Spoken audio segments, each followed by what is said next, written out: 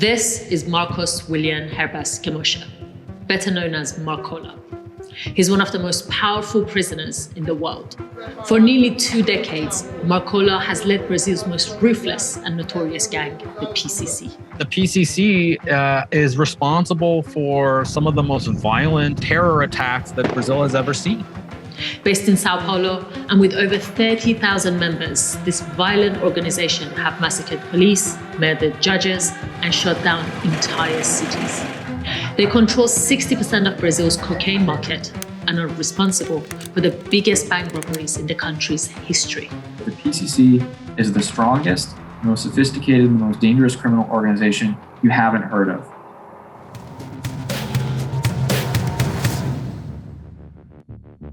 This episode is about the PCC and the gang's violent expansion across South America. Through brute force, political influence, and financial control, the PCC have redefined what a gang is. If we simply look at the PCC as a criminal organization, as an enemy of the state, or as a violent organization capable of committing violence, we're really missing half the story. The PCC is a governing institution. The PCC is no ordinary gang. Thousands of their members are currently in prison. This includes Marcola himself, who is serving a 232-year sentence. There's thousands and thousands of low-level members in prisons. There's these millionaire drug traffickers who are flying around the world. There's this brilliant genius figure of Marcola. Marcola has turned the entire Brazilian prison system into a mass recruitment program for the PCC. To understand how he did this, you need to understand a bit about Brazil. When it comes to crime, Brazil uses a mass incarceration strategy. If you get caught, you're going behind bars. The state turns to mass incarceration as its way of dealing with those problems, and in so doing, locks up these youth and gives them incentives to obey the prison gang. Because all throughout the urban periphery are youth who are willing to throw Molotov cocktails, willing to burn buses because they received an order from prison to do so. Why? Because they anticipate going to prison. Vivemos num país muito louco. Somos discriminados como ralé, mas acima de nós tem muitas pessoas com nome que roubam mais que nós, ajudam o tráfico acima de nós. O tráfico que movimenta o dinheiro financeiro do país. For decades, hundreds of thousands of prisoners languished in overcrowded prisons. There, they were subject to brutal treatment by state security and each other. Then, the PCC came along. It learned to govern the prison system and to bring order to the prison system, to a prison system that was incredibly violent. There was violence among prisoners. There was exploitation of prisoners by one another. There was prison rape and prison theft and murders. And the PCC and other prison gangs learned to bring order. The gang organized themselves like a trade union and charged prisoners a monthly fee. They paid for lawyers, family visits, and even provided classes on how to blow up cash machines. Most importantly, though, they offered protection. What started as a radical anti-oppression group has transformed into a gang that acts more like a multinational corporation.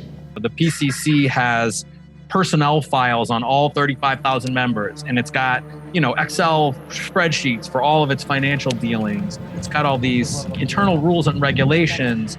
From inside the walls of Brazil's maximum security prison, Marcola and other leaders of the PCC now pull the strings of the criminal underworld outside. It makes good sense for those involved in these types of illicit activities to show loyalty on the outside if it directly impacts how they're going to be treated on the inside. When the authorities tried to isolate Marcola by moving him to a different prison, the PCC waged a war on the police that shut down the entire city of Sao Paulo. The streets were deserted, buses were bombed, and state buildings were attacked. Hundreds were killed in the fighting. Known as the attacks of May, where the city was shut down for basically 4 days.